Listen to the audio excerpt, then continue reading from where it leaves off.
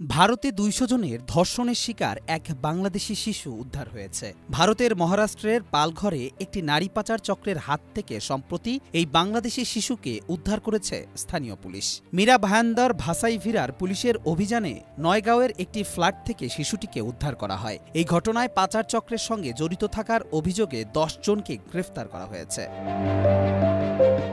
Police জানিয়েছে, উদ্ধার হওয়া ৫ নারীর মধ্যে ৩ জন বাংলাদেশি, যার মধ্যে একজন নাবালিকা। প্রাথমিক তদন্তে জানা গেছে, শিশুটিকে বাংলাদেশ থেকে গুজরাটের নাদিয়াতে নিয়ে আসা হয়েছিল। সেখানে তাকে যৌন নির্যাতন করা হয়।